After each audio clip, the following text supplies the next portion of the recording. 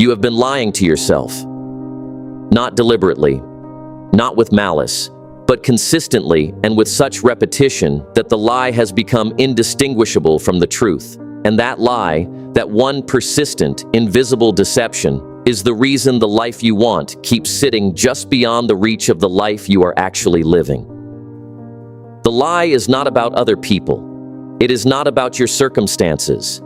It is not about the times you were treated unfairly or the opportunities that came too early or too late. The lie is about what you are capable of, and it has been spoken not by your enemies, but by your own voice, inside your own mind, every single day. There is a conversation happening inside you that you did not choose and have never been taught to examine. It runs before your eyes open in the morning. It runs while you work, while you eat, while you sit in silence.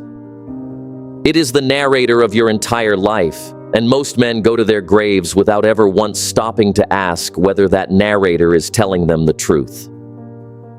The size of the life a man builds is almost never limited by the world outside him. It is almost always limited by the conversation running inside him. The world will give a man roughly what he believes, at his deepest, most unguarded level, he deserves and is capable of, no more. And that belief is not a feeling, it is a voice, specific words, a specific narration, running right now behind everything, making decisions you think you are making consciously.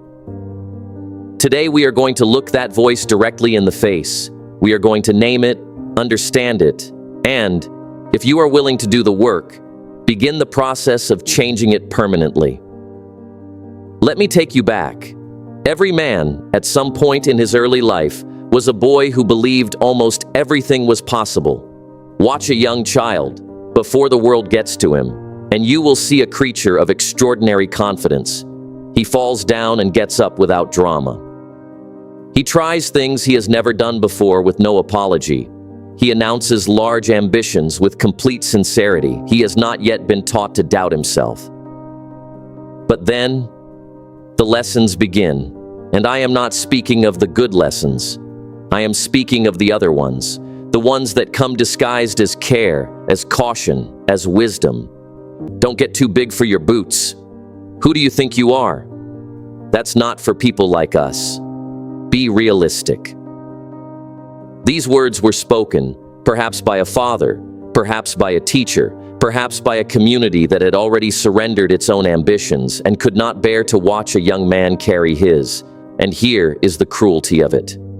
The boy who heard those words did not argue with them. He was too young to argue. He simply absorbed them. He filed them away, quietly, in the deepest part of his understanding, and he began, without knowing he was doing it, to repeat them to himself. And so the voice was built, not from your own conclusions about yourself, but from the conclusions others reached about you before you were old enough to have a say in the matter. Then came the failures, and I am not speaking of dramatic, catastrophic failures. I am speaking of the ordinary small ones, the presentation that did not go well, the venture that did not work, the relationship that ended badly, the promise made to yourself that was broken and then broken again. Each one deposited a small entry into the ledger of the inner voice. Each one was filed under the same heading, evidence that you are not enough. Compounded over years, over decades, that ledger becomes enormous. And its pages become the script of the silent conversation that runs inside you every waking hour of your life. Now, and this is where I want you to pay very close attention, I am not telling you this to excuse you. I am not telling you this so that you can point to your past and say, "There, that is why I am the way I am, and therefore nothing can be done." That would be the worst possible response to this understanding. I am telling you this so that you can finally see the voice for what it is, not your truth, but your history, and history can be rewritten. The man who understands where his inner voice came from has taken the first and most important step toward changing it. Because you cannot argue with what you cannot name. But once you name it, once you hold it up to the light and examine it, it begins to lose its power over you, and that loss of power is where your future begins. Now I want to introduce you to something I have thought about for a long time. The first voice I call the voice of the past. This is the voice built from everything I have just described.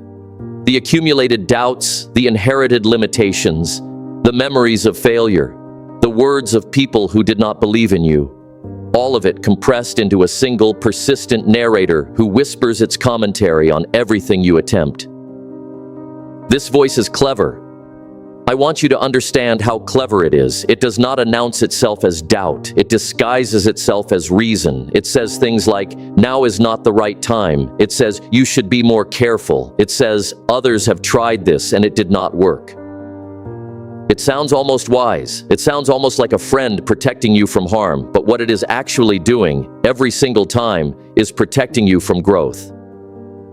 The voice of the past specializes in two weapons. The first weapon is comparison. It looks around at other men who started earlier, men who had more advantages, men who appear to have it easier, and it constructs a case for your inadequacy so compelling that most men accept the verdict without ever calling a single witness in their own defense. The second weapon is prediction. The voice of the past reaches back into your history, to the times you started and stopped, the resolutions that were broken, the mornings you chose comfort over discipline, and it uses those memories to tell you what will happen next time. You will start, you will feel good for a while, and then you will stop, because that is what you do, that is who you are. I want to ask you honestly, have you heard that voice? Not in those exact words, perhaps, but in some form, in some variation. Have you heard that narration? Most men will answer yes, if they are honest. Most men hear it every time they stand at the edge of something important, every time they are about to make a change that truly matters. But here is what I want you to hold on to. Here is the truth that the voice of the past works very hard to keep you from discovering. There is a second voice. I call it the voice of the possible. It is quieter than the first, much quieter, at least in the beginning. It does not have 40 years of evidence behind it. It does not have the weight of accumulated failures propping it up.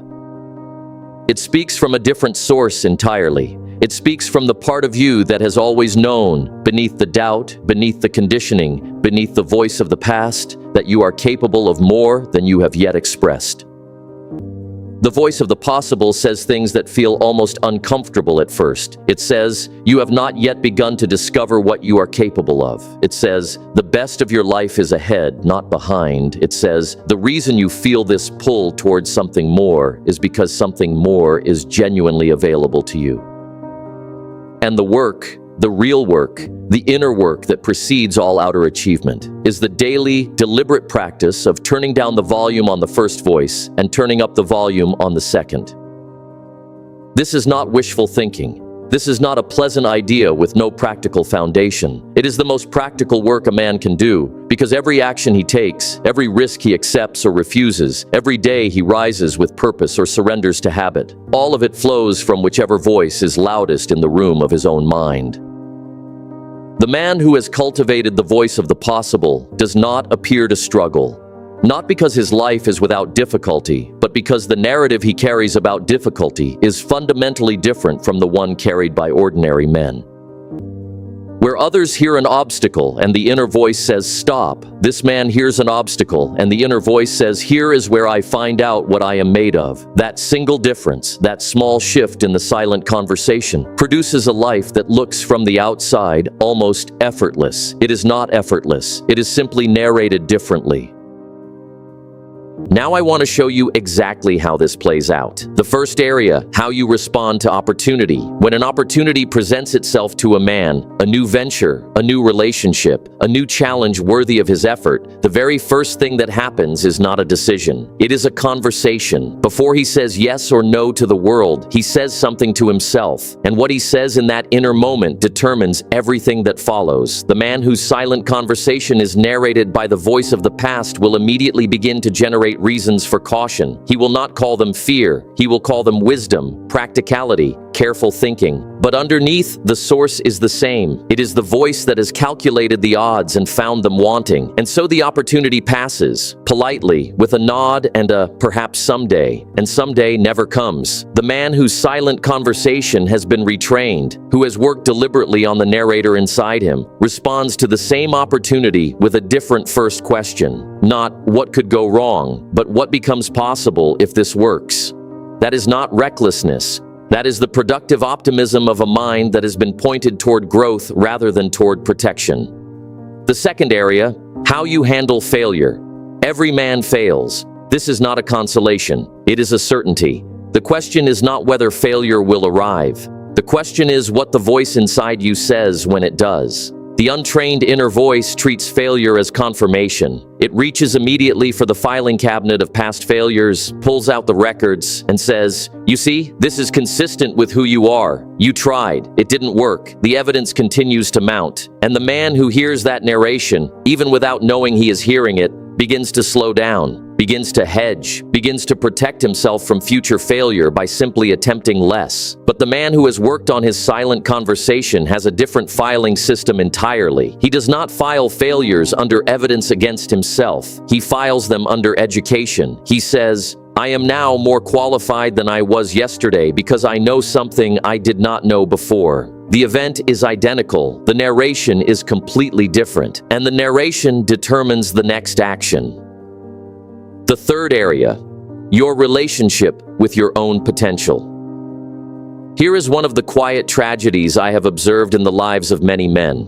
They carry, somewhere deep inside them, a vivid sense of what they believe they are capable of becoming. And they also carry, just below that, a persistent, nagging voice that tells them the gap between who they are and who they sense they could be is too wide to cross. And so the potential sits, not unused exactly, but underused, suppressed. The man performs at 60% of what he is capable of and tells himself it is because of circumstances, because of timing, because of the economy, because of other people. And meanwhile, the silent conversation keeps producing the same verdict. Not yet, not quite, almost, but not quite. The work of changing this is not dramatic. It is the quiet daily discipline of catching that verdict and replacing it. Not yet becomes, I am working toward it. Not quite becomes, I am getting closer. These are not empty affirmations. They are accurate assessments of a man in motion. And a man in motion produces a very different life than a man who stands still while telling himself he is almost ready to move. The fourth area, how you see other men's success. This is one of the most revealing tests of a man's inner conversation. Watch how a man responds to the success of another. Not in public. In public, most men manage a gracious appearance. Watch his first, unguarded inner response. If the silent conversation is dominated by the voice of the past, the first response to another man's achievement is almost always one of two things. Either comparison, he had advantages I didn't have, or diminishment. He was lucky. The timing was right for him. Both of these responses serve the same function. They protect the inner narrative from a challenge. Because if another man has built something extraordinary from ordinary beginnings, then the voice of the past must account for why you have not done the same, and accounting for that is uncomfortable. So instead, the voice discounts the example. But the man with the trained inner voice responds to another man's success with something very different, with appetite. He sees what another man has built, and the conversation inside him says, that is evidence. That is proof that this kind of life is available. What did he do? What did he understand? What can I learn from this? Other people's success to this man is not a reproach. It is a roadmap. And that distinction alone, that small shift in the silent narration, changes everything about how he moves through the world. The fifth area, what you say to yourself at the end of the day. The last conversation of the day is one of the most powerful and most neglected in a man's life. In that quiet space between wakefulness and sleep, when the duties are done and the house is still, what does the voice say? For most men, that final conversation is a catalog of what went wrong, the things left undone, the words spoken badly, the opportunities missed, the standard not met. and they carry that catalog into sleep, and sleep on it, and rise with it already half assembled in the morning. The man of disciplined inner conversation does something different. He does not deny what went wrong. Denying reality is not wisdom, it is foolishness. But he refuses to end on the verdict of failure. He asks himself, what did I do well today, however small? What did I learn? What will I do differently tomorrow? And he closes the conversation, not with self-congratulation, but with forward motion. He plants a seed for the morning so that when he rises, the first words of the new day are already growing in a productive direction. How to change the conversation. How does a man change a conversation that has been running for 30 or 40 years? How does he rewrite a script that was written by other people before he was old enough to hold the pen himself? I want to give you 4 specific, practical, time-tested answers to that question. And I want you to understand, these are not complicated. They are not the province of scholars or philosophers. They are available to any man who is willing to apply them with consistency. The first practice, become a witness before you become a critic. Most men, when they first try to change their inner conversation, make the mistake of fighting the old voice. They hear a self-defeating thought and they attack it. They try to push it away, to overpower it with a louder, more positive statement. And this approach rarely works, because the voice of the past does not respond well to force. Force gives it attention, and attention gives it energy. The better approach, the one I have seen work consistently, is to begin simply by observing. When the voice says something that limits you, do not fight it. Name it. Say to yourself, quietly, internally, there is that old voice. The one built from old material, the one that belongs to my history, not to my future. That act of witnessing, of stepping slightly outside the conversation and looking at it rather than living inside it, creates a space. And in that space, choice becomes possible. You cannot choose a different conversation until you can see the one you are currently having. Awareness is not the end of the work, but it is the indispensable beginning. The second practice, feed the voice you want to grow. The voice of the past has been watered daily for decades, by the memories you return to, by the stories you tell about yourself in conversation, by the company you keep, by the literature you choose to consume or not consume. It is strong because it has been fed. The voice of the possible becomes strong through the same process, through deliberate daily feeding. This means reading the lives of men who built extraordinary things from ordinary beginnings, not for entertainment, but as evidence that the impossible is not.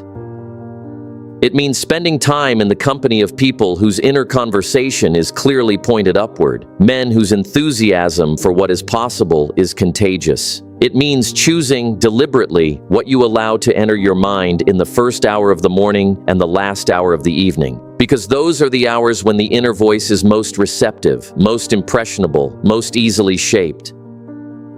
You are, in the deepest sense, what you consistently put into your mind.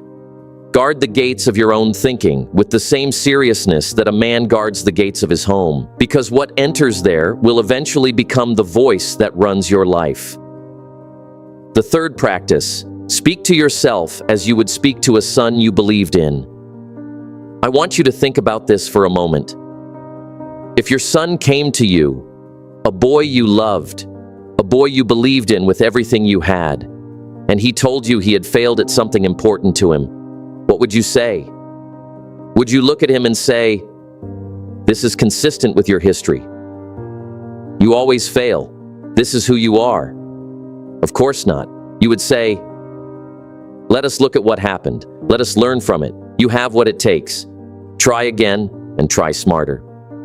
Now, why do you not speak to yourself the same way? The internal cruelty that most men practice toward themselves, the harshness, the contempt, the impatience, is something they would never direct at another human being they cared for. And yet they aim it inward, daily, without a second thought, and wonder why their confidence does not grow. Speak to yourself as a mentor would speak to a man he genuinely believed in, not with false flattery. A good mentor does not lie to you. but with honesty that has warmth in it, with correction that has direction in it, with a belief that the next chapter can be different from the last one, even if the last one was hard. That is the voice you are trying to build, and you build it one conversation at a time, starting with the next thought you choose to have about yourself. The fourth practice, make a decision today and let the inner voice witness it. Here is perhaps the most powerful single thing a man can do to begin changing his silent conversation. Make a decision, a real one. A decision with teeth in it, the kind that requires something of you, the kind that the voice of the past will immediately begin to question, and then act on it. Not tomorrow, not when the feeling is right, today. Because the inner voice does not respond primarily to words, it responds to evidence. And every time a man makes a commitment to himself and follows through, every time he says, "I will do this," and then does it, he deposits a new entry into the ledger, not under evidence against himself, but under something entirely different. Under, "I am the kind of man who does what he says he will do." This is how the silent conversation changes. Not in a single dramatic moment of revelation, though sometimes those come, but through the accumulation of small, kept promises, through the slow, patient, daily construction of a new record. A record that the voice of the possible can point to and say, look at what this man has done. Look at the pattern that is forming. Look at who he is becoming. The decisions you make today are writing tomorrow's inner voice. Do not underestimate them, not a single one. So everything we have talked about today, the voice of the past, the voice of the possible, the 5 arenas where the silent conversation decides your outcomes, the 4 practices for changing it, all of it comes down to a single, irreducible truth. The quality of your life will never exceed the quality of the conversation you are having with yourself. Not the conversations you have with your colleagues, your family, your friends. Those matter greatly. But they are all downstream from the one conversation that never stops, the one no one else can hear, the one that was running before this speech began and will continue running long after it ends. That conversation is yours. It belongs to no one else. And perhaps for the first time, right now, in this moment, you are hearing it clearly enough to make a choice about it. You did not choose the voice you were given as a child. You did not choose the words spoken to you before you were old enough to evaluate them. You did not choose the early failures that wrote their entries into your inner ledger. None of that was yours to choose. But the next thought is yours. The next assessment of yourself. When you close this, when you return to your day, when you stand at the edge of something that matters, the voice that speaks in that moment is yours to author. Begin today, not with a revolution, with a single, honest, productive thought. Catch the old voice when it speaks. Name it. Thank it for its misguided protection. And then, with full deliberateness, with the quiet authority of a man who has decided to take ownership of his own mind, replace it. Replace it with what is true about where you are going. Replace it with what is possible for a man who decides, fully and without reservation, to work on himself as deliberately as he works on anything else that matters to him. The silent conversation has been running long enough without your supervision. It is time to take the pen back.